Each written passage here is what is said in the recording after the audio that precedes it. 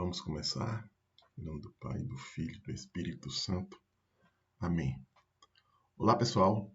Sejam muito bem-vindos ao nosso curso de Relatividade Especial. E esta é a nossa primeira aula deste curso. E o que é que nós vamos estudar aqui na relatividade especial? Bem, eu vou colocar aqui para vocês o nosso principal objeto de estudo nesse curso aqui, que é o seguinte. Nós vamos estudar um negócio chamado princípio. Observe aqui, pessoal, princípio da relatividade.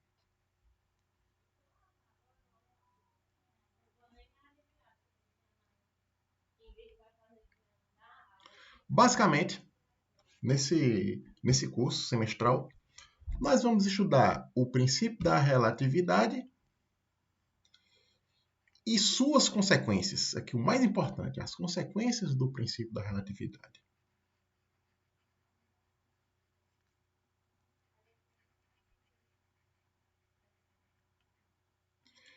Esse é como é que eu posso dizer? É o objetivo geral desse nosso curso. Estudar o princípio da relatividade e suas consequências. Essas consequências serão quando aplicamos o princípio da relatividade a duas áreas específicas, a mecânica clássica e ao eletromagnetismo. Você pode também aplicar o princípio da relatividade à mecânica quântica, à gravitação. Só que aí eu vou precisar para entender isso, essa outra parte, de cursos mais avançados. Pois bem, pessoal, nessa aula específica, nós queremos que vocês saiam dela entendendo isso aqui. Olha, o que é o princípio da relatividade. Na verdade, o princípio da relatividade é algo bem simples. Porém, suas consequências que são profundas. Mas vamos aqui ver o que é o princípio da relatividade. O princípio da relatividade ele trata de um aspecto universal das leis da física. E ele diz o seguinte. Isso aqui, pessoal.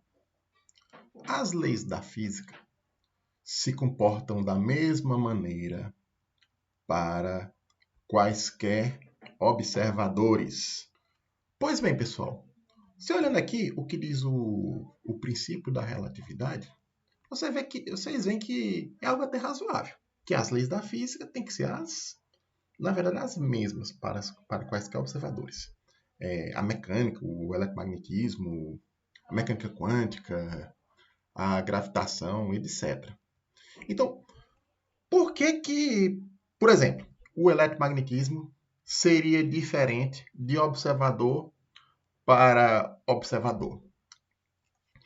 E, de fato, o que os experimentos mostram é que as leis fundamentais da física seguem o princípio da relatividade. Porém, o que acontece quando as leis físicas elas são obrigadas a seguirem o princípio da relatividade?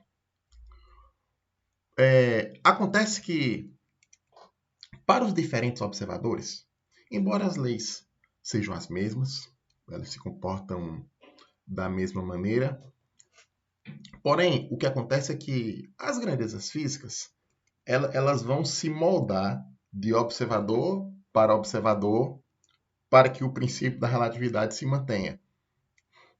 E também, certos fenômenos têm que ocorrer para que o princípio da relatividade se preserve. Eu vou dar aqui alguns exemplos De que fenômenos seriam esses? Então, aqui, olha, são uns exemplos. Quando nós aplicamos o princípio da relatividade a algumas leis físicas fundamentais, ou seja, que essas leis se comportam da mesma maneira para quaisquer observadores, então isso vai ter como consequência alguns fenômenos que vão ter que surgir para que essa adequação dessas leis ao princípio da relatividade seja verificada. Então aqui eu coloquei uma tabela aqui, só exemplificando alguns desses fenômenos. Então vamos lá. Aqui, olha, por exemplo, o que acontece quando eu adequo o eletromagnetismo ao princípio da relatividade? Aqui alguns fenômenos. Por exemplo, eu vou ter uma generalização do espaço euclidiano. O que é isso? Por exemplo, quando a gente vai fazer a mecânica clássica usual, a gente coloca a partícula no espaço euclidiano. O espaço euclidiano é basicamente aquele espaço em que o comprimento espacial é invariante, o intervalo de tempo é invariante, e também acontece as distâncias entre um ponto e outro obedece é calculada pelo teorema de Pitágoras. O espaço euclidiano ele tem a estrutura matemática de um espaço métrico. Aí o que acontece aqui, nesse fenômeno aqui da generalização do espaço euclidiano, esse espaço generalizado que vai surgir, que nós vamos ver nas aulas futuras, é um espaço tal que vai entrar mais uma dimensão. Eu tenho as 3 dimensões espaciais e vai entrar uma nova dimensão, que a gente chama de dimensão temporal. E a forma de se medir a distância nesse novo espaço, que vai ser um espaço quadridimensional, ela não é mais feita pelo teorema de Pitágoras, mas tem uma nova forma de medir as distâncias. Esse espaço euclidiano generalizado é o que a gente vai chamar mais para frente de espaço de Minkowski. Aí eu tenho esse outro fenômeno aqui, olha, a invariância da velocidade da luz. Então, o que é que nós aprendemos lá desde das primeiras aulas de física, lá na cinemática elementar? Que a velocidade de uma partícula ela depende do observador. Existe a lei de adição de velocidades, a lei elementar de adição de velocidades. Porém, quando aplicamos essa lei de adição de velocidades para a luz, ela é diferente, ela não funciona para a velocidade da luz. Na verdade, a velocidade da luz, o valor dela, da velocidade da luz no vácuo, ela independe do observador. Para qualquer observador, essa velocidade é a mesma. E isto é assim porque é uma exigência do eletromagnetismo ser invariante segundo para quaisquer observadores, né? É uma consequência do eletromagnetismo obedecer o princípio da relatividade. Aí tem isso aqui também, olha, relatividade dos comprimentos espaciais, dos intervalos de tempo e da simultaneidade. Ou seja, mais um fenômeno exigido pelo fato do eletromagnetismo obedecer o princípio da relatividade é que os comprimentos podem variar de um observador para o outro, o comprimento espacial. O intervalo de tempo é a mesma coisa. E também eventos que são simultâneos na perspectiva de um observador podem não ser na perspectiva de outro observador. Isso também é consequência dos fenômenos, dos movimentos das partículas ocorrerem nesse espaço euclidiano generalizado, no espaço de Minkowski, que vem do fato do eletromagnetismo obedecer ao princípio da relatividade. Aí aqui também, quando a gente faz a, a mecânica clássica obedecer o princípio da relatividade, certos fenômenos também são exigidos para que ocorram. Por exemplo, isso aqui é importante, quebra da conservação da massa. Isso aqui, olha, isso vai ficar explícito, esse fenômeno aqui, quando as partículas elas se movimentam a velocidades muito altas. Altas que eu digo assim, quando elas começam a se aproximar, a velocidade delas se aproxima da velocidade da luz no vácuo. A baixas velocidades, né, quando a partícula está no regime de baixas energias, o que ocorre? Nas colisões, a massa das partículas ela é conservada. Você não tem mudança de massa nas partículas. E dessa forma, ocorre, por exemplo, na química. As reações químicas usuais, aliás, usuais não, em geral, as reações químicas, elas ocorrem com conservação da massa e também conservação da carga elétrica. Porém, quando a energia dessas partículas são aumentadas, né? Aí nós temos a quebra da conservação da massa. Aí isso aqui vai se manifestar, por exemplo, nas reações nucleares. As reações nucleares ocorrem sem conservação de massa. E isso aqui leva, pessoal, a isto aqui, olha. A conversão de massa em energia. A gente não tem conservação de massa porque quando nós estamos num regime de altas energias, você tem um fenômeno da conversão de massa em energia e vice-versa. Você pode converter também energia em massa.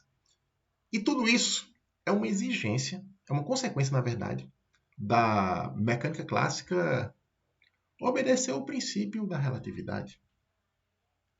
Aí a gente pode ter, por exemplo, a aniquilação da partícula com a antipartícula. Ou então, quando nós temos fótons, esses fótons podem se converter em um par partícula-antipartícula. E aqui, pessoal, nós vamos ter a redefinição da energia. Então,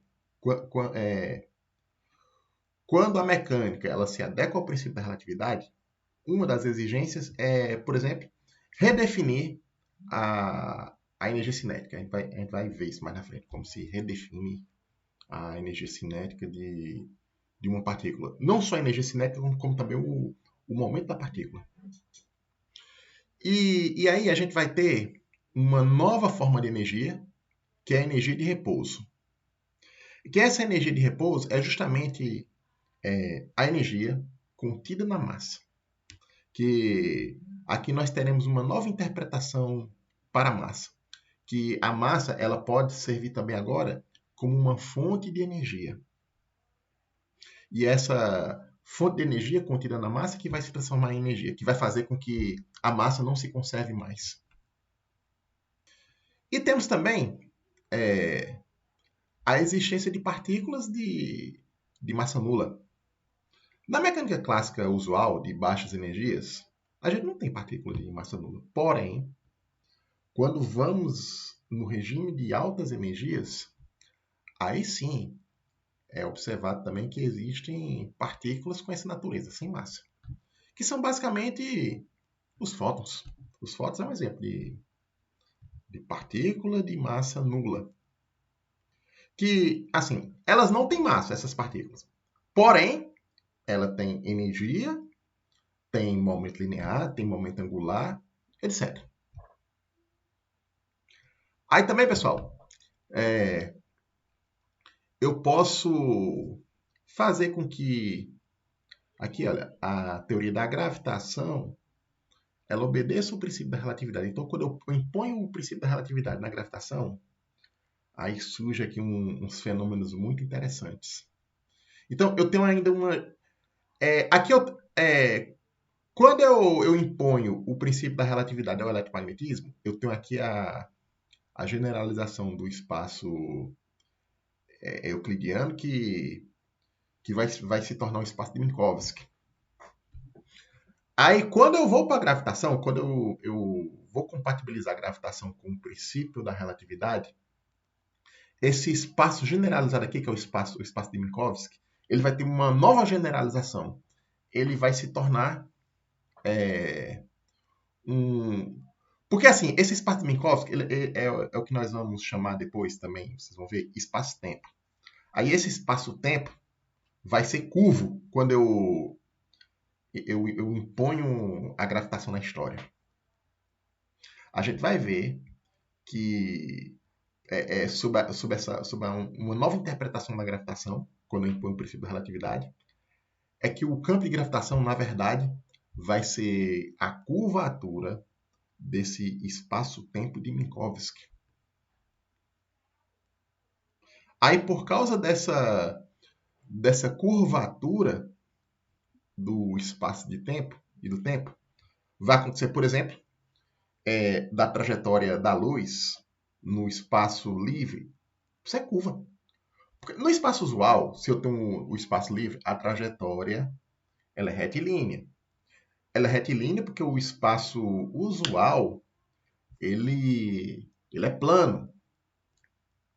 Agora, quando eu entro nesse regime aqui, quando eu coloco a gravitação. Essa gravitação aqui, no qual a gente observa esses fenômenos, é quando eu tenho, por exemplo, eu vou investigar a física próxima de massas extremas. Por exemplo, uma massa de uma grande estrela. Aí essas massas muito grandes, elas provocam essas distorções no espaço e no tempo. Aí, ao redor de uma estrela dessa, a luz faz uma trajetória curva. E tem outros fenômenos também, Aí, isso aqui, olha, as consequências de compatibilizar a gravitação com o princípio da relatividade, vocês vão estudar isso com muitos detalhes num curso de relatividade geral. Mas isso aí está fora dos nossos objetivos. Isso já é uma coisa, já é um curso bem mais avançado.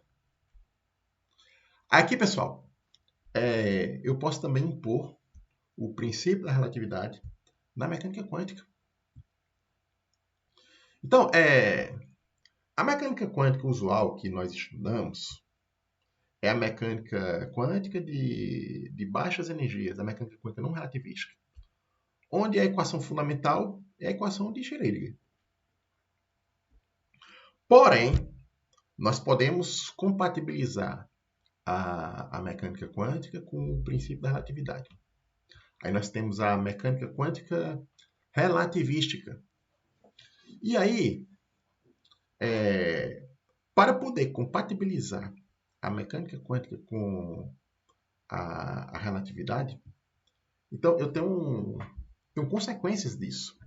Por exemplo, uma das consequências mais importantes em compatibilizar a mecânica quântica com o princípio da relatividade é a existência do spin da partícula.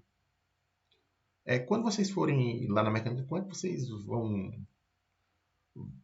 entender que, por exemplo, uma partícula elementar como um elétron, ela tem um momento angular intrínseco, que a gente chama de momento angular de spin. E isso vai trazer muitas implicações à física dos sistemas quânticos. Aí o que acontece, por exemplo, o fato da partícula ter spin, isso vai influir profundamente, por exemplo, na distribuição eletrônica dos elétrons no átomo, por exemplo. Então, a forma como os elétrons se distribuem no átomo depende profundamente do spin da partícula, do estado de spin. Ok, pessoal? Porém, essa parte aqui as consequências da gravitação e da mecânica quântica compatibilizadas com o princípio da relatividade. Isso aqui está fora dos objetivos do nosso curso. Aqui nós não vamos estudar isso aqui. Essa parte aqui, como eu falei, isso entra num curso de relatividade geral. E essa parte aqui da mecânica quântica e relatividade, ela entra, por exemplo, num curso de mecânica quântica relativística e um curso de teoria quântica de campos. E são conteúdos bem mais avançados que vão muito além dos nossos objetivos neste momento. O que nós vamos estudar é essa parte aqui. As consequências que teremos ao impormos que o eletromagnetismo e a mecânica clássica obedeçam o princípio da relatividade, ou seja, que essas leis elas se comportem da mesma forma para quaisquer observadores. Então, vamos lá, pessoal.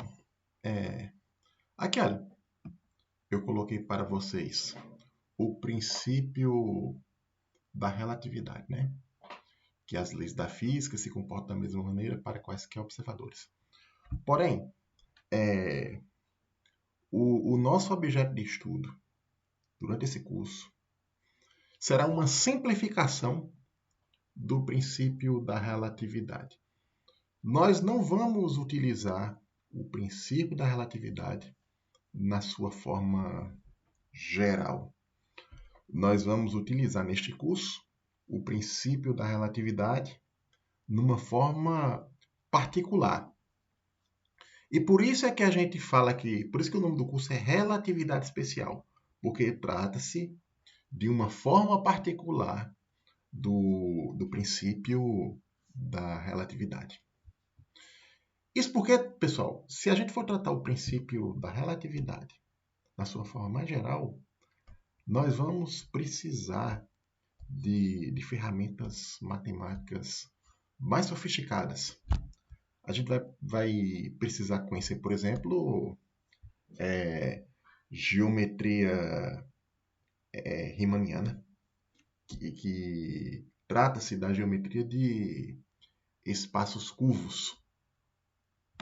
Vamos precisar conhecer a matemática a teoria das variedades diferenciáveis e também a teoria dos tensores.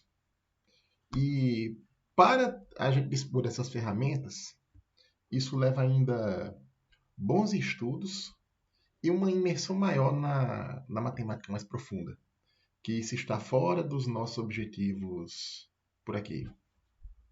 É por isso que a gente vai estudar essa versão particular do princípio da relatividade, que é que é o princípio da relatividade especial.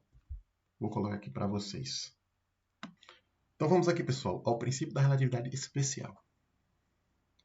Ele diz o seguinte: as leis da física se comportam da mesma maneira para quaisquer observadores.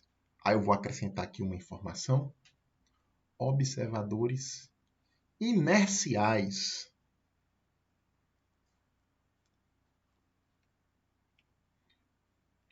O que são esses observadores inerciais? São observadores que estão em repouso em referenciais inerciais. Então aqui, pessoal, basicamente, nós vamos fazer o que então? Vamos tratar o eletromagnetismo e a mecânica clássica do ponto de vista da transformação de observadores inerciais, de um referencial inercial para outro. Então, tudo que nós vamos fazer aqui agora é dentro da classe de referenciais inerciais. Nós não vamos tratar nada aqui nesse curso em referenciais não inerciais. Vamos excluir qualquer referencial não inercial aqui da história. Pessoal, o princípio da relatividade especial nos leva, então, a fazermos uma breve revisão do que são os referenciais inerciais. Aqui, olha, uma breve definição do que é um referencial inercial é que Um referencial inercial é aquele em que uma partícula livre tem velocidade constante. Então, recapitulando, o referencial inercial é aquele em que uma partícula livre que se move em relação a ele tem velocidade constante. Então, aqui, pessoal, eu coloco até uma observação. Uma forma de verificar se um certo referencial é inercial é observando se uma partícula a velocidade constante é livre. Ou seja, livre a força resultante é nula. Então, eu posso verificar diretamente aqui, olha, por exemplo, se a partícula ela estando livre, né, ela tem velocidade constante, ou posso fazer o caminho inverso. Se a partícula com velocidade constante é livre. Se eu verificar tanto pela ida como pela volta, eu posso verificar dessas duas formas, se o referencial é inercial ou não. Então, vamos considerar alguns exemplos para a gente entender melhor essa questão do referencial inercial. O exemplo 1. Referencial fixo num ônibus que se move com velocidade constante numa estrada retilínea. Esse referencial ele é inercial? Vamos ver. Então, vamos lá. Aqui, olha, eu tenho um ônibus. Como eu falei, ele está se movendo numa estrada retilínea. Eu coloco aqui um referencial O fixo na estrada. E o ônibus, ele está se movendo com velocidade constante em relação à estrada, né? Ou seja, em relação a esse referencial O. Aí aqui, eu vou botar aqui a observação. Move-se com velocidade. Vou botar aqui V constante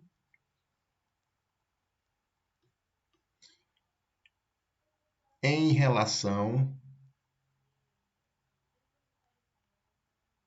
a O. E o que acontece? Aqui é o ônibus. Então aqui ó, tem toda a estrutura do ônibus aqui. Aí dentro do ônibus, eu coloco um outro referencial aqui, ó, Olinha. Esse referencial Olinha, ele está fixo no ônibus. Então o ônibus anda, o referencial Olinha anda junto. Então, como é que nós vamos verificar se este referencial é inercial? Então aqui, pessoal, olha. Vamos colocar aqui o piso do ônibus. Aqui, ó, vamos supor que o piso do ônibus esteja aqui, olha. Pronto. Aqui, pronto. Aqui é o piso do ônibus. Aí eu vou colocar uma partícula em cima desse piso. Essa partícula pode representar, por exemplo, uma pessoa que fica ali em pé no piso do ônibus. Uma pessoa que fica solta, sem segurar em nada. Então aqui, olha. Eu tenho aqui uma partícula.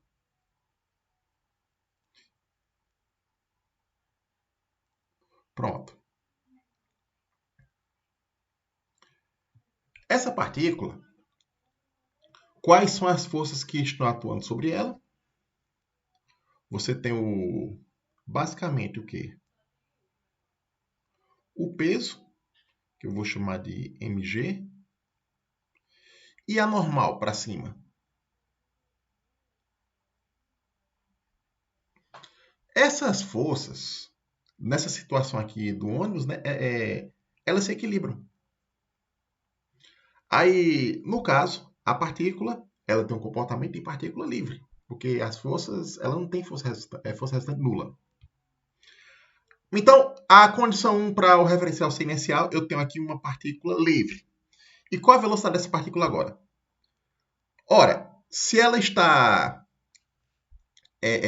presa aqui no piso do ônibus, presa não, ela não se move em relação ao piso do ônibus, né? Então significa que ela não está se movendo com relação ao referencial fixo no ônibus. Então, ela aqui, ela está com velocidade zero. Velocidade zero é uma velocidade constante, ela é sempre zero. Então, eu tenho aqui, olha, as condições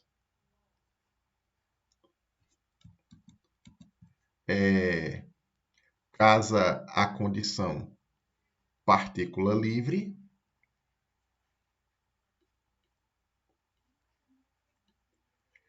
e a condição 2 é velocidade dessa partícula tratada, né? Velocidade nula.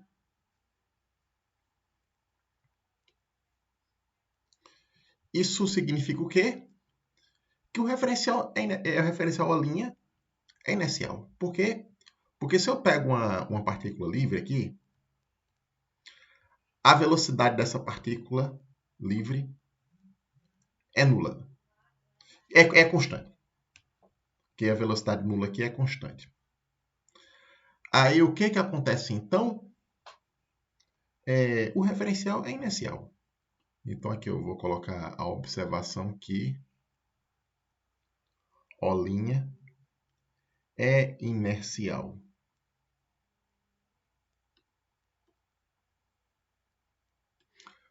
Agora, acontece uma coisa interessante aqui, por exemplo. Imagina se esse ônibus dá uma freada brusca. Então ele está andando, sei lá, está andando a 60 km por hora. E de repente ele dá uma freada muito forte. Ele vê, sei lá, vê um veículo à frente dele, um precipício, alguma coisa, e dá uma freada brusca mesmo, para tentar parar de uma vez. Então, o que acontece aqui? Se essa partícula aqui, por exemplo, ela não tem os atritos aqui, são desprezíveis, ela está solta, não tem nada que amarre ela aqui no piso do ônibus, que isso equivaleria a uma pessoa sem segurar em nada no ônibus. Uma pessoa que está em pé lá no ônibus e não segura em nada. Então, o que acontece quando ela freia? É assim, a partícula ela vai continuar o movimento que o ônibus estava tendo em relação à estrada. Só que no referencial O', a partícula vai avançar. Ela avança em relação ao ônibus. Então, o que acontece? Ela estava no repouso aqui com relação à linha, né? E de repente ela adquiriu uma velocidade não nula. Ou seja, acelerou. Aí eu teria a condição aqui de partícula livre, velocidade não constante. Aí você quebraria essa segunda condição aqui, a condição de velocidade constante, né? Aí, nesse caso, no intervalo de tempo em que o ônibus freia, o referencial deixa de ser inercial. Aí ele vira um referencial não inercial, nesse tempo que ele freia. Ou então, se ele dá uma arrancada muito brusca, que é a mesma coisa. Acontece o mesmo fenômeno. Só que, em vez da partícula ser sacudida para frente em relação à linha, ela vai ficar para trás. Aí tem uma coisa interessante, quando o referencial é não inercial, toda vez que você tiver um referencial que não seja inercial, né, você tem um efeito do que nós chamamos de forças de inércia, que também alguns chamam de força fictícia. Porque o que é que vai acontecer aqui com a partícula quando o ônibus freia? Assim, as pessoas vão ver ela ser lançada para frente. Só que não existe nada que lançou ela para frente. O que ela tem aqui é o movimento que ela tinha antes. Aí você tem a impressão de que a partícula foi lançada pela frente. E quem está sentado no ônibus vê como se fosse isso mesmo. Aí isso é o que nós chamamos, esse efeito, né, de ser lançado para frente, ou ser lançado para trás, eu não sei, de força de inércia. O mesmo fenômeno aconteceria, por exemplo, em vez do ônibus frear ou acelerar, ele fizer uma curva muito brusca. Porque quando o ônibus faz a curva, né, ele acelerou em relação aqui à estrada. Aí o que acontece? A partícula ela tende a seguir em frente. Aí, falando aqui na linguagem popular, sair pela tangente. Aí, nesse caso, em relação ao referencial O', a partícula ela acelerou. A velocidade dela deixou de ser constante no momento que o ônibus faz a curva. Aí, no momento em que o ônibus está fazendo a curva, o referencial fixo nele deixa de ser inercial. E no momento em que o referencial deixa de ser inercial, você também tem um efeito de força de inércia, aquele efeito que tende a jogar a partícula fora. Pessoal, nós temos aqui o exemplo 2, referencial fixo no equador da Terra. Este referencial, ele é inercial ou não? Vamos conferir. Então vamos aqui, pessoal. Aqui, olha, eu estou representando aqui a Terra. Aí aqui eu tô tomando uma vista de cima da Terra, no seguinte sentido. Aqui, olha, aqui seria o Polo Norte. Aqui a linha do Equador. E vamos levar em conta que a Terra gira. Então, por exemplo, vamos supor aqui que a Terra gira nesse sentido aqui, olha. Eu tenho aqui a linha do Equador. Aí eu quero verificar se o referencial fixo no equador da Terra ele é inercial. Então vamos aqui, pessoal, vamos colocar o referencial aqui. Olha. Então aqui, ó, por exemplo, eu vou pegar aqui, olha. Imagina que eu tenho esse referencial aqui, olha. Ele está em cima, eu botei aqui em cima da linha do equador. Aí nesse referencial, eu vou considerar uma partícula fixa nele. Se a partícula está fixa, então ela está com velocidade nula em relação a ele, que é constante. Vou chamar esse referencial aqui de O.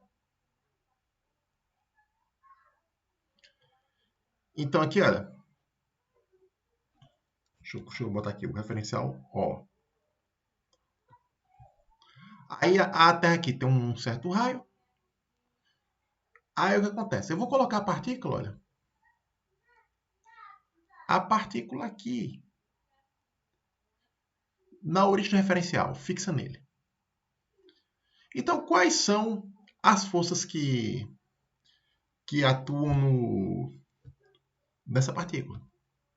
Ela está fixa no referencial, que o referencial está fixo na superfície da Terra, na linha do Equador. Aí quais são as forças? As forças são basicamente o quê? O peso e a normal.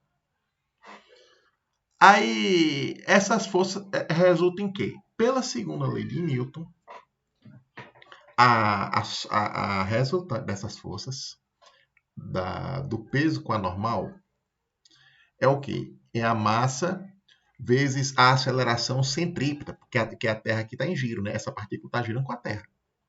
Ela está fixa em O, mas está girando com a Terra. Então, por esse giro que ela tem uma força resultante. Aí o que vai acontecer? Aí o que acontece aqui com a partícula? No referencial O, eu tenho uma partícula livre. Aliás, partícula livre não, uma partícula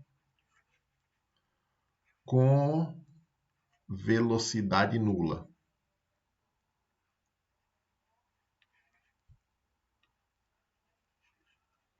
Que é constante. É nula, é sempre nula. Porém, a partícula ela não é livre. Ela tem uma força resultante que é igual o quê? A massa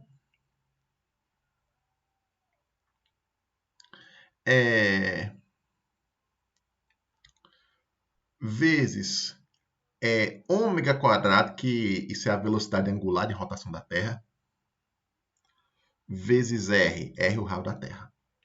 Aí vamos olhar aqui, olha, vamos analisar isso aqui.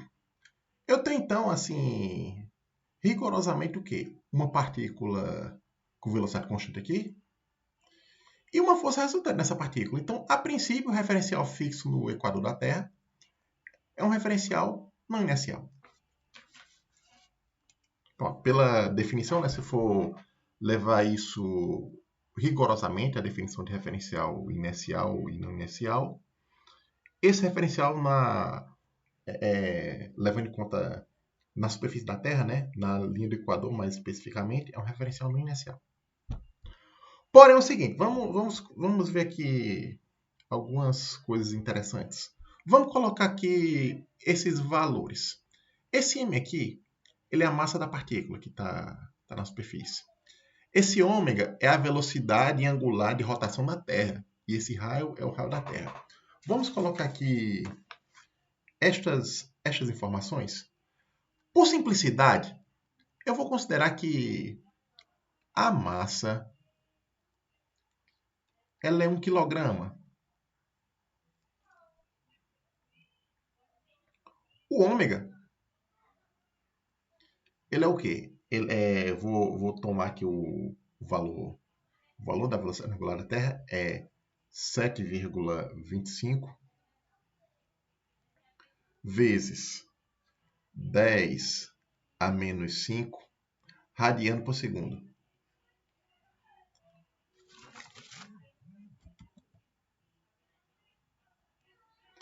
E nós temos aqui o raio da Terra. O raio da Terra é aproximadamente 6.340 quilômetros. Aí eu vou colocar aqui em metro, um valor aproximado aqui, 6,34 vezes 10. Deixa eu ver aqui. Vezes 10 a 6 metros. Aí eu vou substituir aqui e ver qual o valor dessa força resultante. Aí aqui, olha, o F. Vou aqui elevar o ômega ao quadrado, multiplicar por R por 1 aqui. Isto vai resultar nesse valor aqui. Esse valor da força resultante, ele é aproximadamente 3,33 vezes 10 a menos 2 newtons. Observe aqui, é um valor pequeno, é uma força muito pequena. Aí o que ocorre aqui? Em muitas situações, essa força ela pode ser desprezada, porque ela é uma força pequena em relação a muitas forças usuais com as quais nós trabalhamos. Portanto, nos casos em que essa força aqui, devido à rotação da Terra, é desprezível, eu posso aproximar o referencial na Terra por um referencial inercial. Então, eu vou colocar a conclusão aqui. Se Fr for desprezível, em muitos casos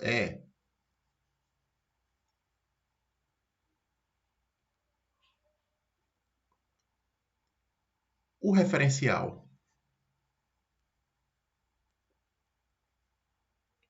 O é inercial.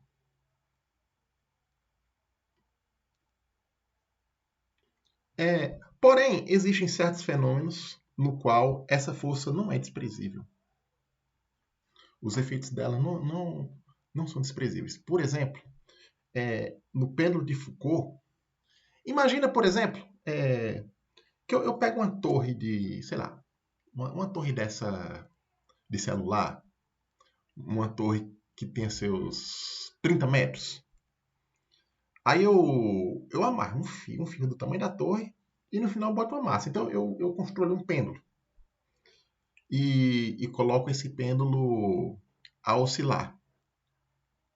Eu considerei esse tamanho todo para que o atrito não tenha muito efeito na dissipação do movimento.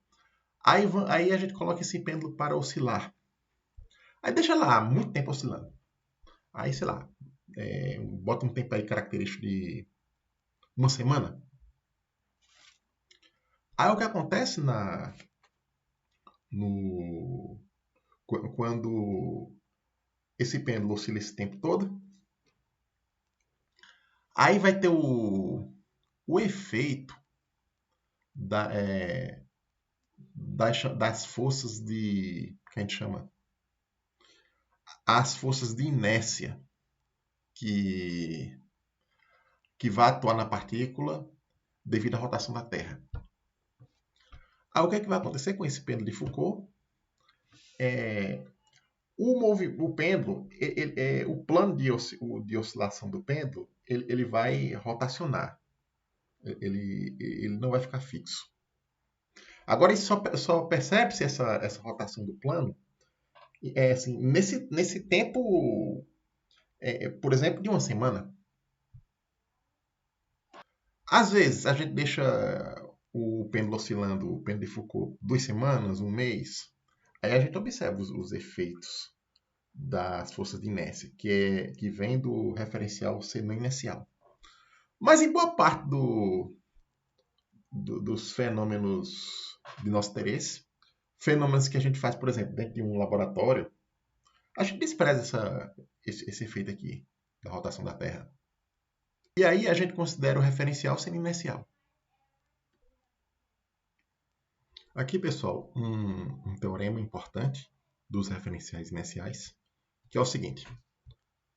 Um referencial que se move com velocidade constante com relação a um referencial inercial é também inercial. Ou seja, imagina se eu tenho um certo referencial inercial, né? Aí tem outro referencial que se move com velocidade constante em relação a ele. Esse referencial móvel é também inercial. Então vamos ver aqui a demonstração.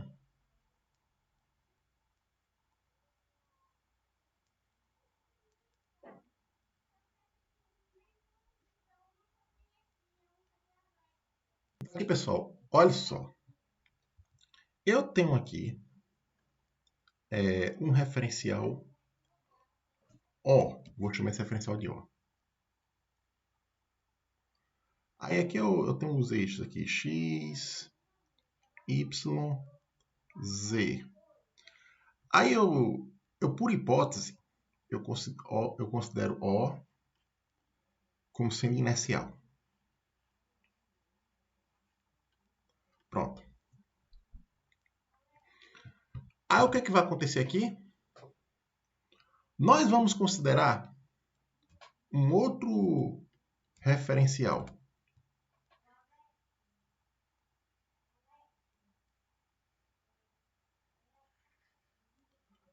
Aqui, olha.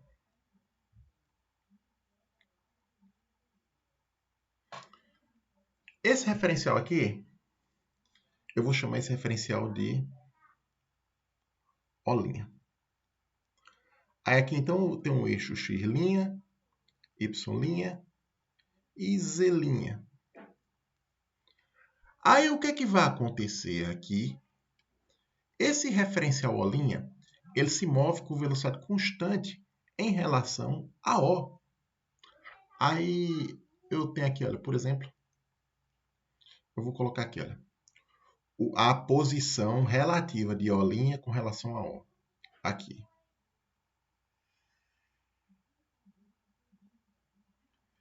Então, eu vou chamar isso aqui, olha, esse vetor azul aqui,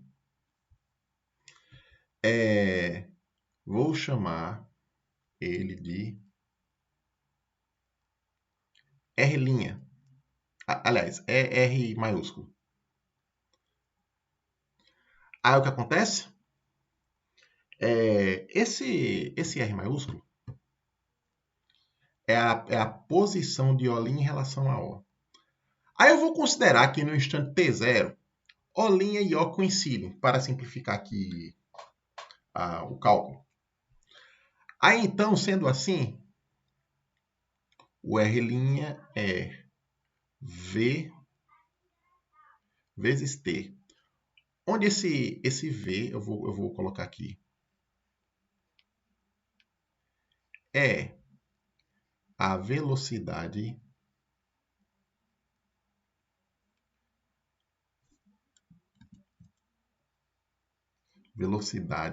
relativa de O' em relação a O. Agora eu vou considerar uma partícula livre.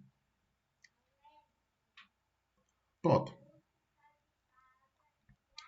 Eu tenho aqui, olha pessoal,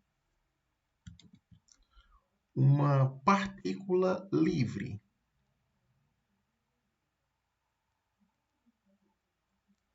Então, aqui é uma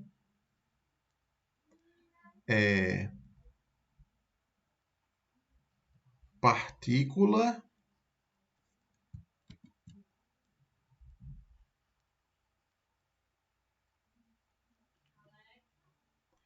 livre.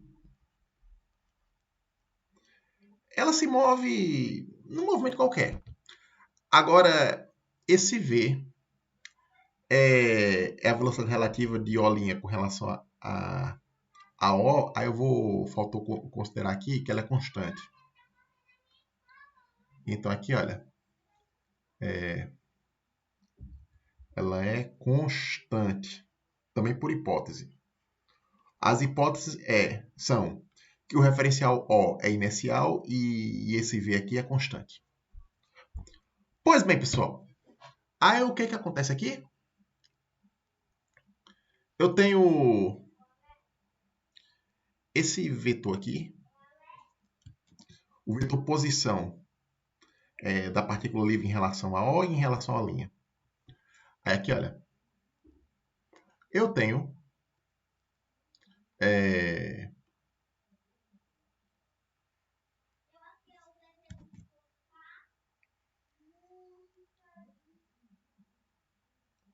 aqui essa posição aqui é R.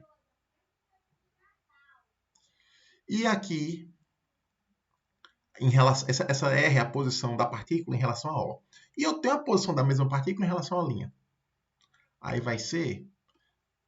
Deixa eu colocar esse olhinho aqui em cima. Aqui, olha. Deixa eu desenhar aqui. Pronto. Olinha. Agora aqui, eu vou botar o vetor.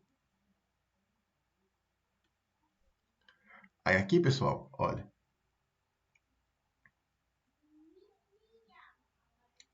Aqui será esse vetor aqui é o R', que é a posição da partícula livre em relação a O'.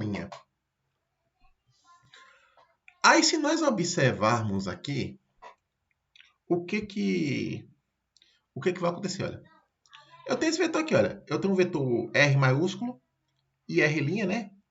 Aí esse vetor R, ele parte o quê? Da origem de Rzão até a extremidade de R'. Então, esse vetor R, ele pode ser entendido como sendo a soma vetorial de Rzão com R'. Então, aqui, olha. Eu tenho R, ele é igual Rzão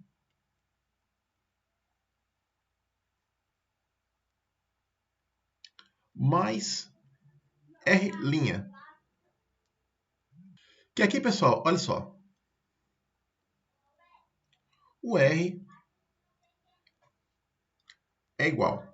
Aí eu vou colocar aqui, ó, R é VT. Vou colocar aqui, olha, R' mais V vezes T. Aí eu derivo, aí eu tenho as velocidades. Aí eu tenho aqui, olha,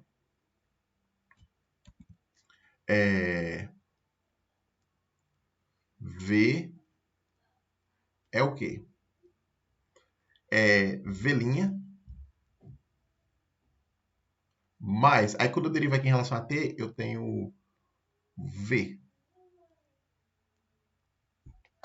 Aí eu vou botar aqui, olha, onde V é igual dr dt e IV' igual dr' dt.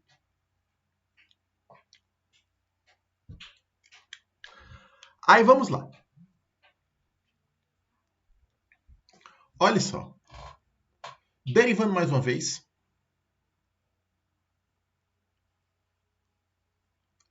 derivando em t, eu vou ter as acelerações. Quando eu derivo em t, eu tenho aqui, como é que eu digo? A aceleração da partícula livre em relação a O. Porém, como a partícula é livre, essa velocidade é constante e a aceleração é zero. Aí aqui, olha, isso aqui é zero.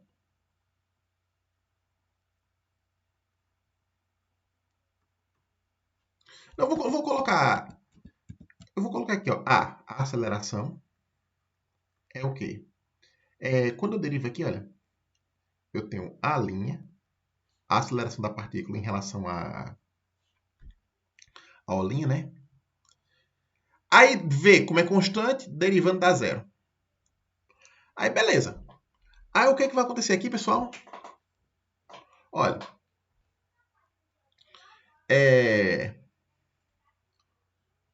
como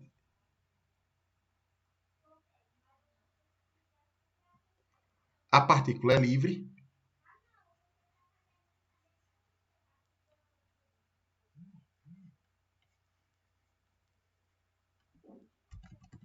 o que vai acontecer aqui?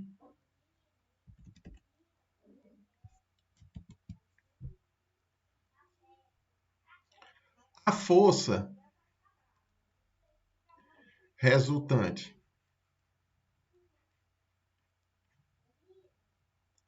é nula. E assim,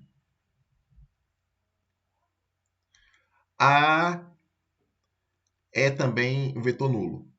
Ou seja, a aceleração da partícula em relação ao referencial O é nula, claro. Eu quero te esperar.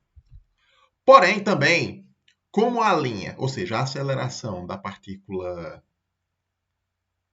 livre em relação à O' é a mesma em relação a O, então a linha também é zero.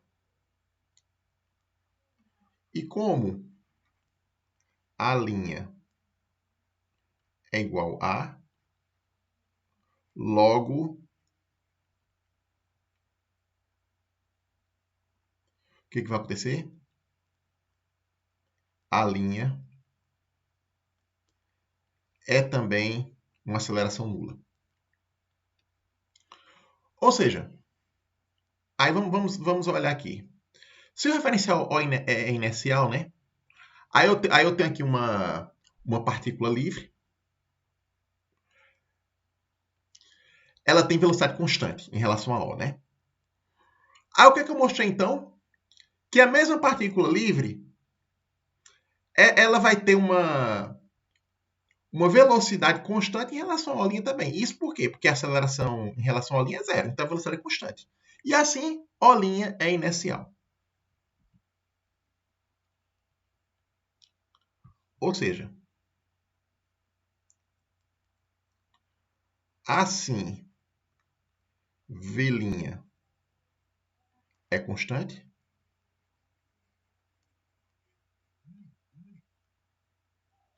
E logo,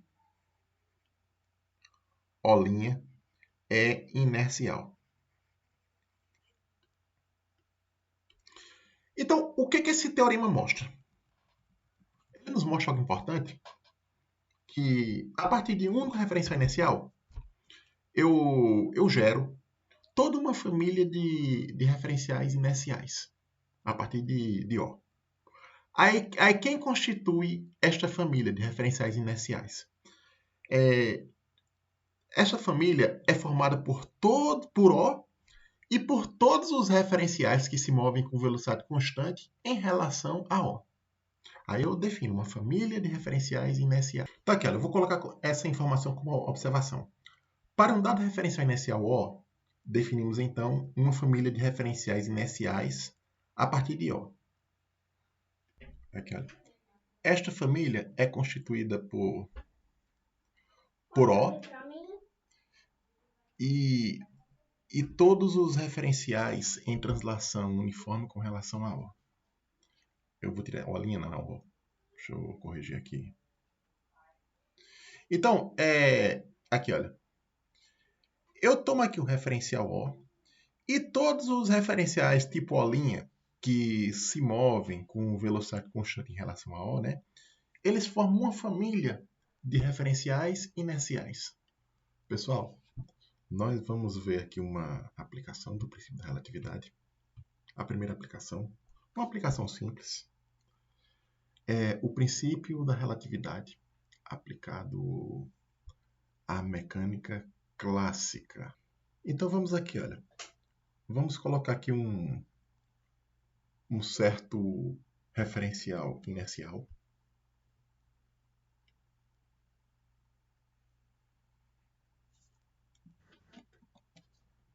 Então aqui, pessoal,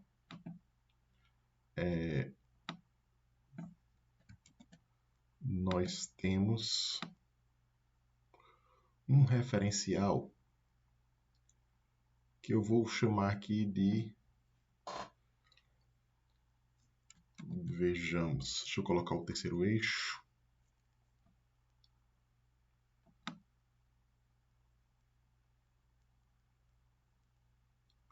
Pronto.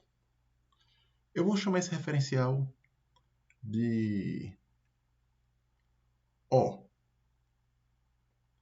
Aqui tem os três eixos, X, Y, Z. E esse referencial é inercial.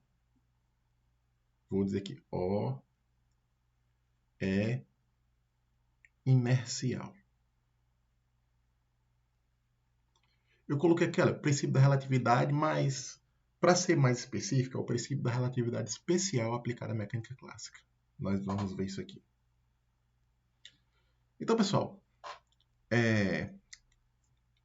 vamos colocar aqui uma certa partícula. Imagina que eu tenho uma partícula que está sujeita a uma força resultante. Então aqui, olha, a partícula ela está sujeita a uma força resultante, que eu vou chamar de F. Ela tem uma massa, essa partícula.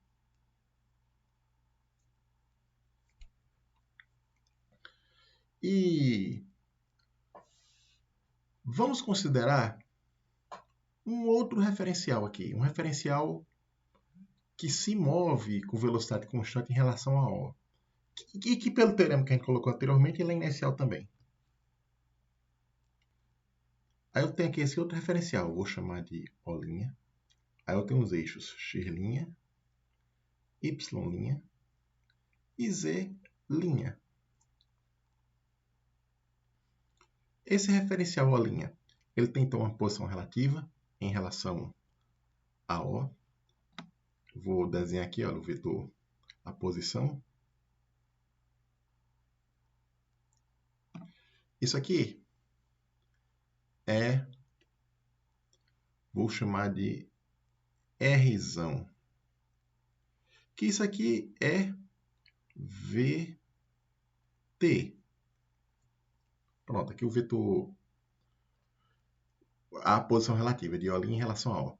Aí eu vou considerar aqui, por simplicidade, que no instante t igual a zero, essas origens dos referenciais coincidem. Aí aqui, olha, eu tenho a posição dessa massa aqui em relação a O, que é isso aqui, olha. Eu vou chamar aqui de R, que é uma função de t, do tempo. E aqui, olha, em relação à linha, essa partícula tem uma posição também que eu vou chamar de R'. Aqui, olha. Eu tenho aqui R' de T. Então vamos aqui, olha. Pela figura, a soma desses dois vetores aqui resulta nesse. Então aqui, olha. Vejamos aqui o vetor R de T é igual ao quê? R, eu vou colocar assim, olha. R' de T mais Rzão. Aqui, olha. Aqui a relação entre a posição da partícula em relação a O, em relação a O' e a posição relativa entre O' e O. Aqui. É uma soma vetorial, simples. Aí aqui, esse R é dado por isso aqui, olha, é a velocidade do referencial O' vezes T. Aí aqui, olha, nós temos, então, isto aqui, olha, R de T é igual R' de T mais VT.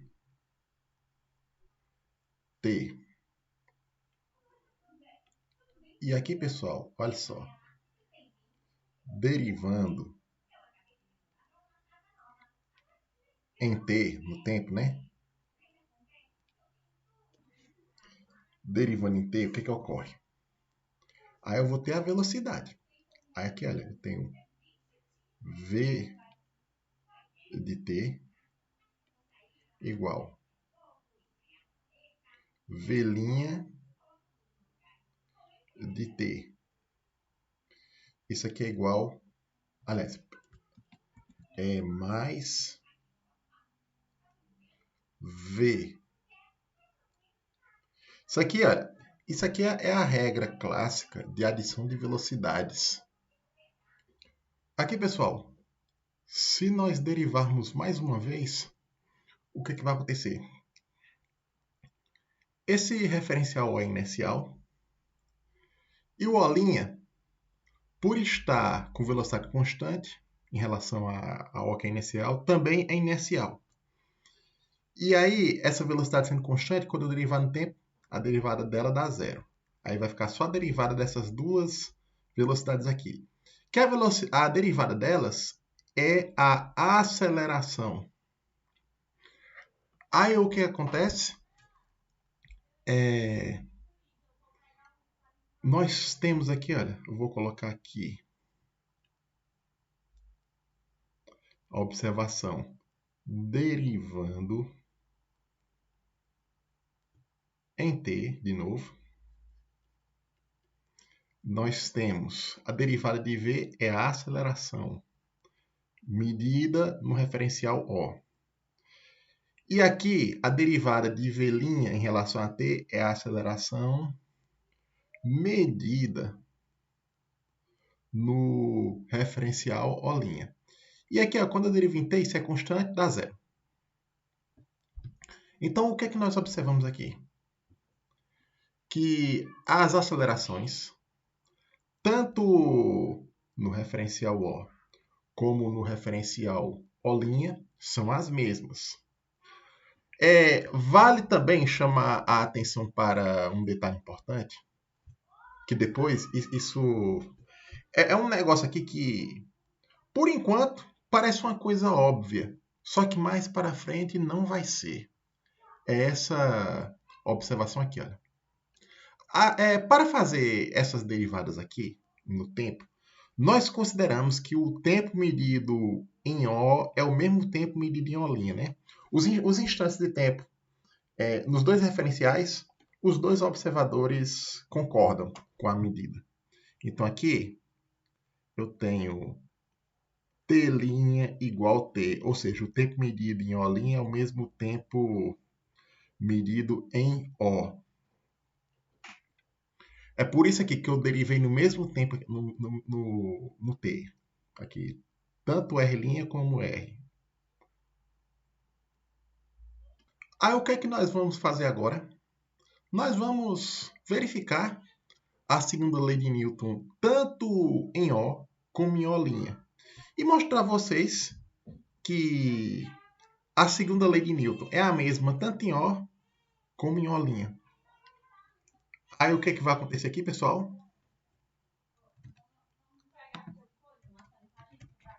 Vamos aqui, olha. Nós temos a segunda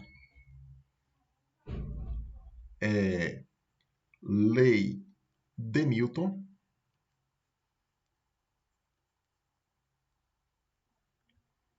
em O. Aí o que acontece? Eu tenho a força que eu medi lá, no referencial O, por exemplo. Aí isso é o quê? A massa aqui, olha. A partícula tem a massa, né?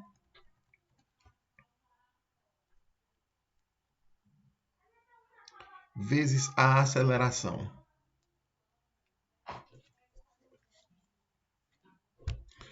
E como é que fica a segunda lei de Newton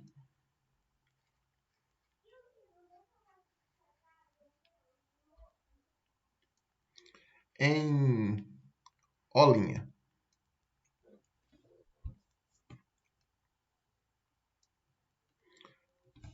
Vai ser o que, pessoal?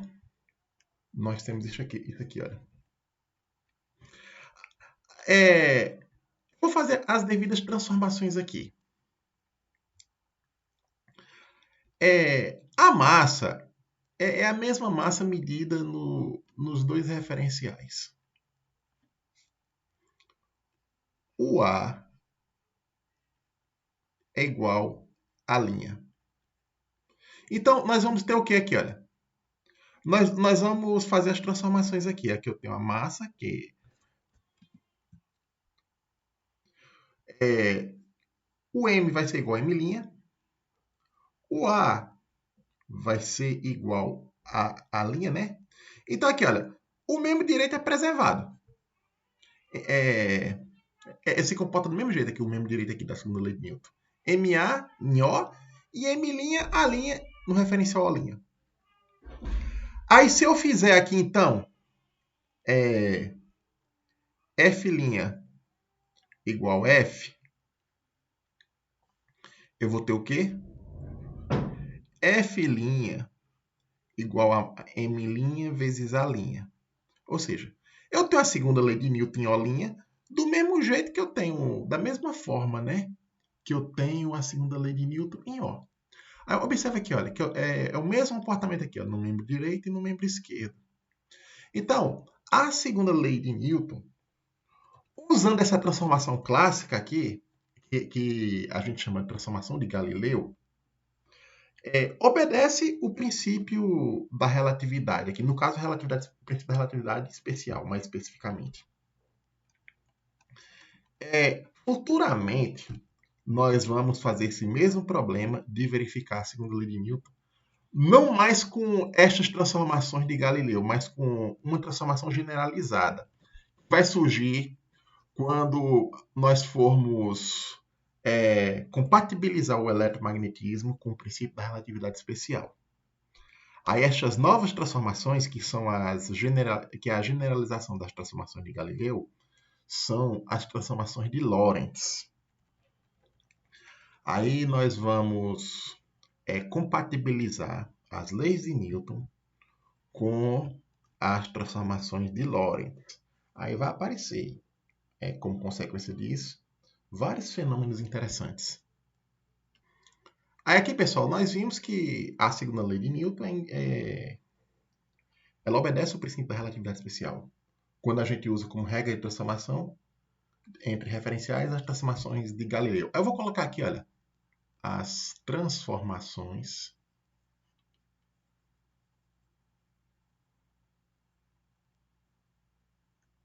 de Galileu.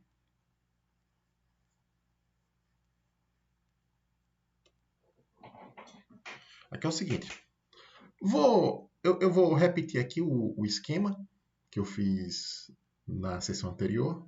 Então aqui, olha, eu tenho os referenciais O e O', ambos referenciais inerciais. E por ambos esses referenciais serem inerciais, O' ele se movimenta em relação a O com velocidade constante. Então aqui, olha, ele vai se mover aqui, olha.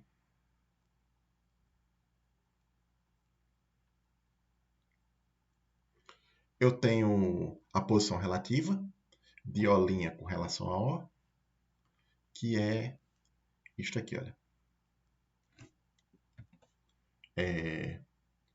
R igual VT. Onde esse V, essa velocidade, é a velocidade vetorial com que O' se move com relação a O. Pronto. Aí aqui eu tenho um determinado ponto, uma partícula que se move no espaço. Pronto. Aí o que acontece? Essa partícula, eu vou localizar ela em relação a O com o vetor posição, que eu vou chamar de R de T.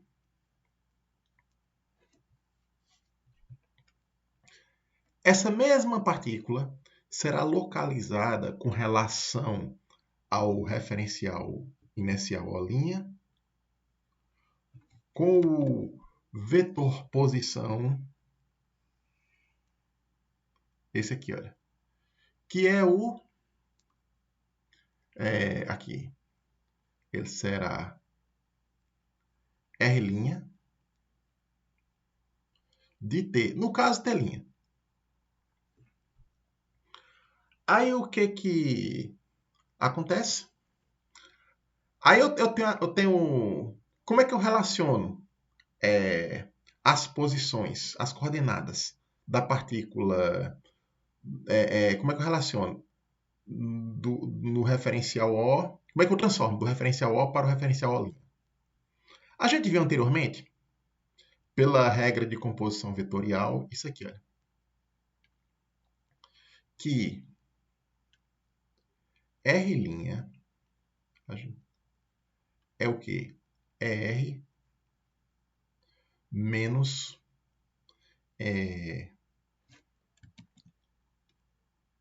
V vezes T. Isso aqui, pessoal, isso aqui é... Aí o que eu posso fazer aqui? Eu posso colocar isso em forma de coordenadas. Aqui, olha.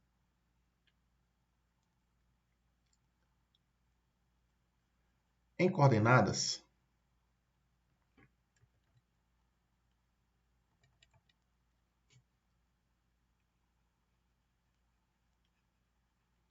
o que vai acontecer aqui, olha, pessoal?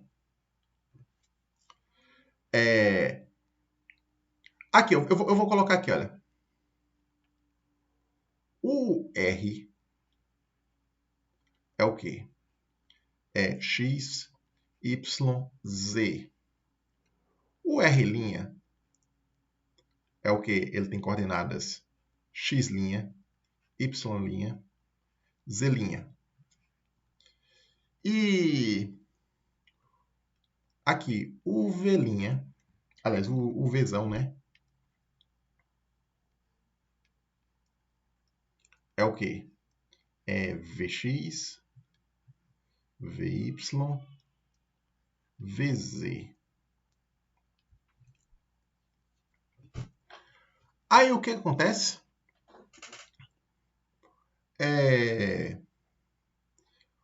O X', se eu for abrir aqui, olha as coordenadas, o X' é o quê? X menos Vxt. O y' é o quê? Y menos VYT. O z' é o quê? É o Z menos VZT. E a gente coloca a observação adicional que o T' é igual a T.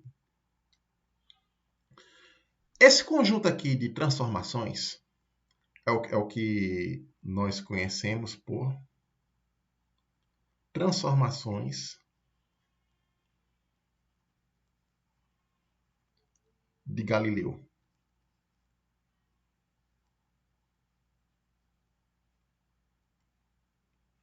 Esse conjunto aqui. Eu vou colocar um caso particular dessas transformações de Galileu, que isso será importante para o problema que nós vamos fazer, o problema da generalização dessas transformações. Aí nós vamos ter isso aqui, olha, um caso particular. Eu vou colocar aqui, olha, caso particular. Nesse caso particular específico, eu vou considerar aqui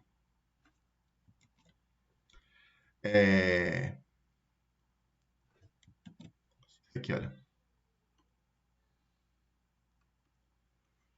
vy igual 0, vz igual 0 e vx igual a v.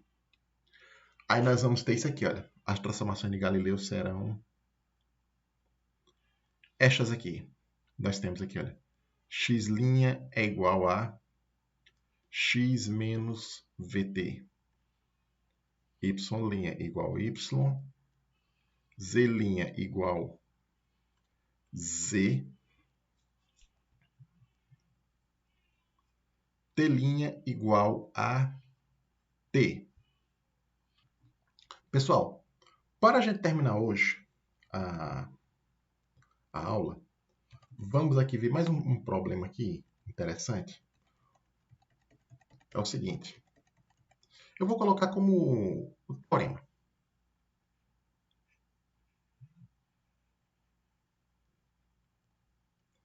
Que é o seguinte. As transformações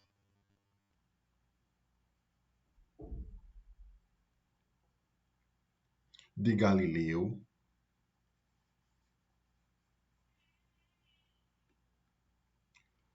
preservam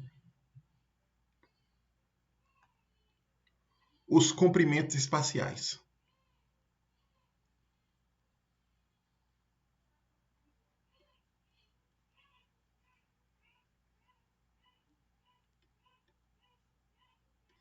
O que é que isso quer dizer, pessoal? Quer dizer o seguinte. Se eu tenho dois referenciais inerciais, um referencial inercial O e um referencial O', e eles estão relacionados pelas transformações de Galileu, o que acontece aqui? Se eu meço um determinado comprimento no referencial O, o comprimento medido no referencial O' é o mesmo. Aí o que vai acontecer aqui, pessoal? Como é que a gente verifica isso? Então aqui, olha, vamos colocar aqui a demonstração.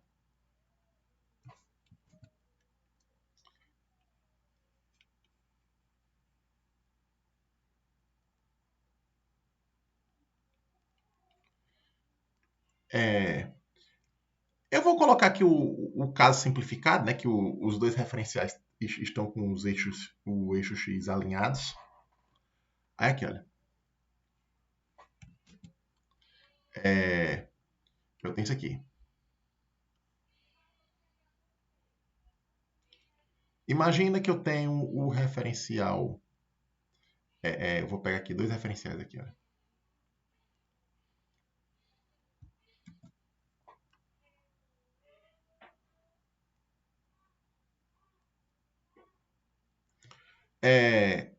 Este primeiro referencial aqui é um referencial O.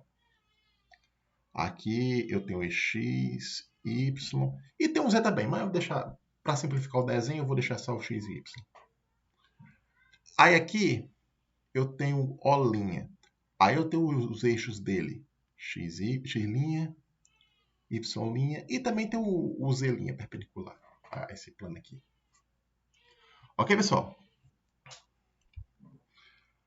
Aí eu tenho aqui, imagina que eu tenho dois pontos.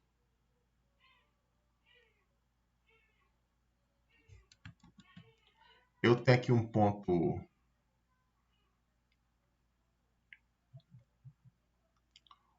1, e aqui eu tenho um ponto 2.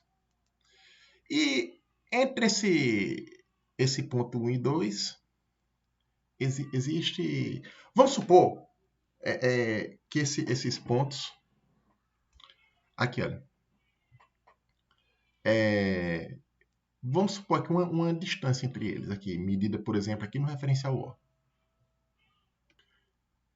E vamos supor, uma outra coisa importante também, é que quando formos medir a distância entre esses dois pontos, né, a gente considere a medida aqui em 1 e 2, da posição de 1 e 2, como sendo simultânea. Essa medida dos dois pontos, da posição dos dois pontos, elas são simultâneas, ou seja, ocorrem no mesmo instante.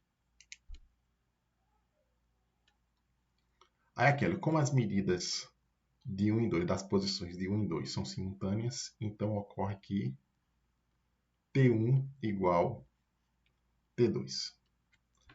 Aí o que é que vai acontecer? Então, vamos colocar, vamos relacionar as posições de 1 e 2 entre os referenciais O' e O. Aí vamos colocar aqui as transformações de Galileu. Então, eu tenho aqui, olha.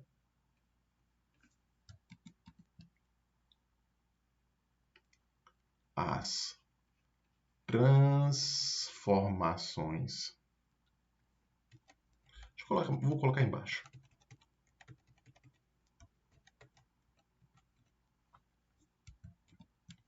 Pronto. Eu tenho as transformações de Galileu.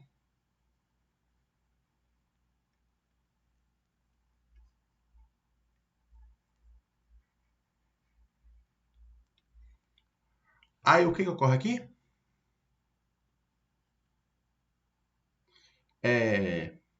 Eu tenho x1' é o quê? É x1 menos vt. V é a velocidade relativa aqui, olha. Esse eu vou colocar aqui, olha. Ele está se movendo em relação a O. O' está se movendo em relação a O com a velocidade v na direção 2x.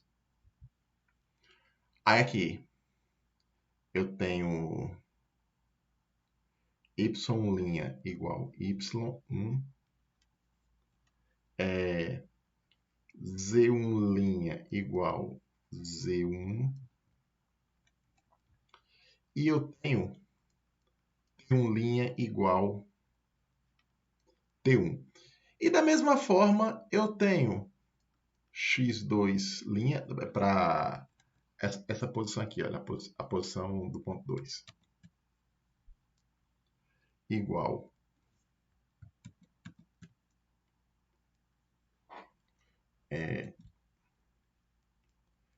x2 menos v.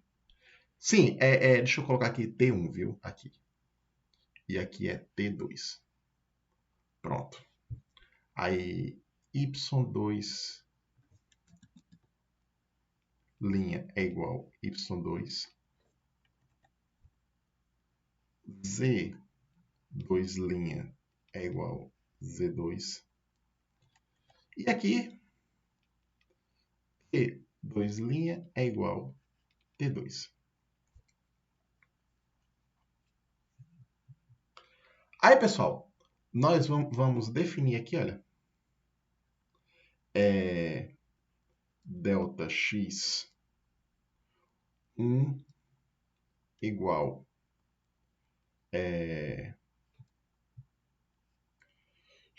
aqui. Aliás, perdão. Vamos definir delta x como sendo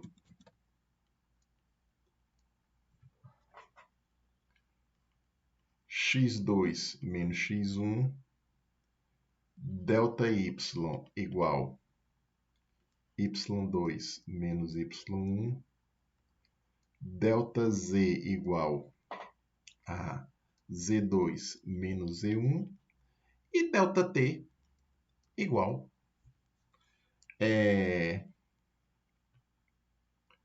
t2 menos t1. O mesmo no referencial, no referencial linha. Aí delta x linha, x2 linha, menos x1 e assim vai. Aí o que acontece aqui, pessoal? Vamos continuar aqui. Aí assim, ó, pessoal. Aqui, olha. Se eu fizer aqui, olha, x2 linha menos x1 vai ficar o quê? Aí eu tenho aqui, olha. Delta x linha é o quê? Delta x menos v delta t. Aí eu tenho aqui delta y' é o quê? Delta y. Eu tenho delta z' igual delta z. E delta t' igual delta t. Vamos continuar aqui. O que nós vamos fazer aqui? Olha? A distância entre esses dois pontos, né? Vamos colocar aqui.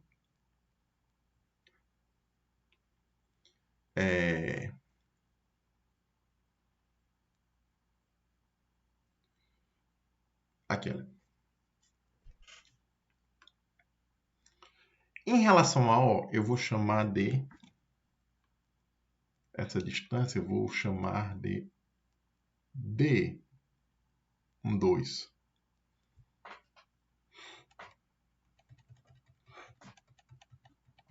O que acontece aqui, pessoal? D12 é o quê? É delta x quadrado mais delta y quadrado mais delta z quadrado. Isso aqui em O.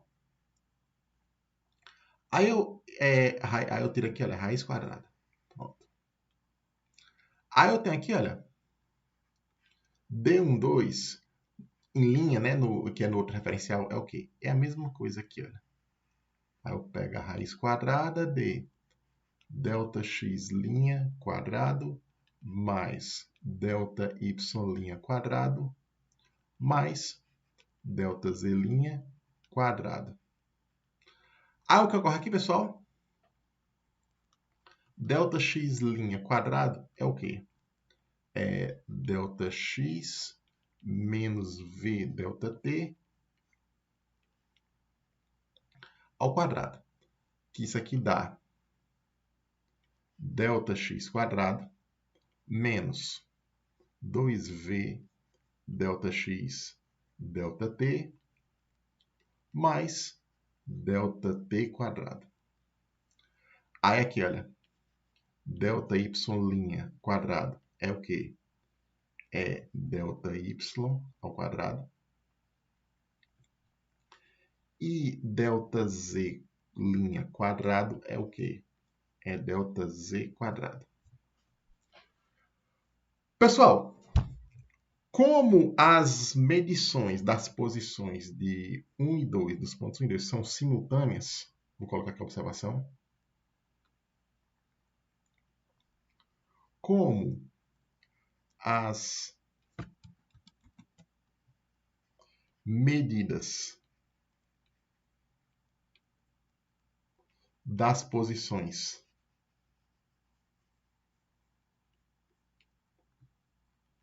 de 1 e 2 são simultâneas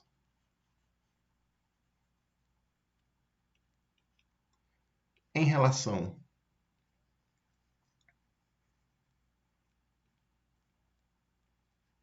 a O, então, o que ocorre? ΔT igual a zero.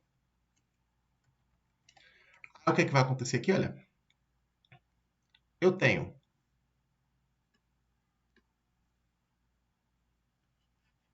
ΔX'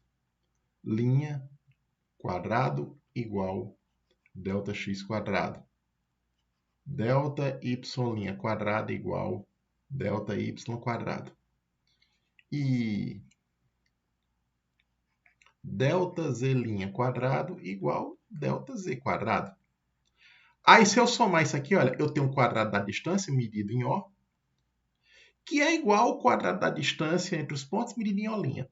E assim, pessoal, observe aqui, olha, eu tenho ΔX' quadrado mais ΔY' quadrado mais ΔZ' quadrado, isto é igual ΔX quadrado mais ΔY quadrado mais ΔZ quadrado. Aí aqui, olha, é só eu copiar aqui de novo aqui, olha.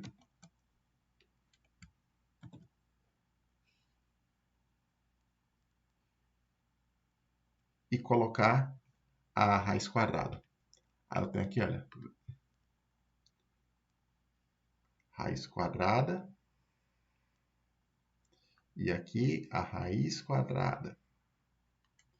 E assim, pessoal, isso aqui é o D12'. E aqui, D12 no referencial O. Ou seja, a distância entre pontos, tanto medida no referencial O como medida no referencial O', é a mesma, ela é invariante.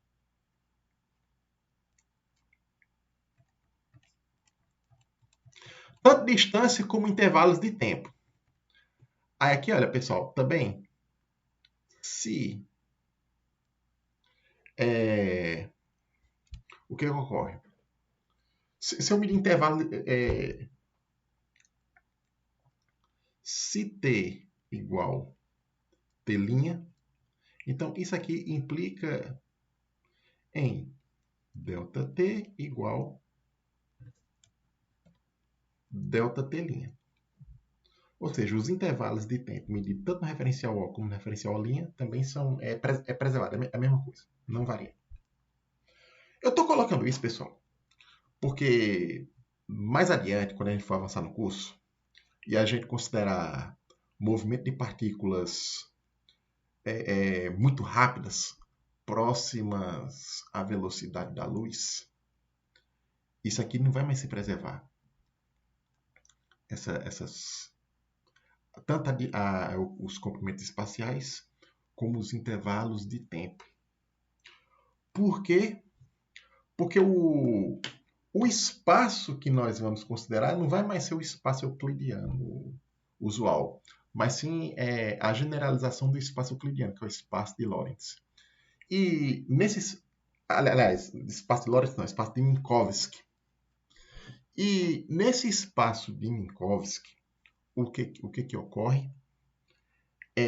As regras de transformação entre referenciais não são mais as transformações de Galileu, mas sim uma generalização dessas transformações, que são as transformações de Lorentz. E essas transformações de Lorentz, elas não preservam mais distâncias, comprimentos espaciais, nem intervalos de tempo. E a gente vai ver depois que essas transformações de Lorentz, elas preservam outra coisa que a gente vai ver. Ok, pessoal? Eu vou encerrar esta aula por aqui e desejo bons estudos a todos, ok? Até mais. Até a próxima aula.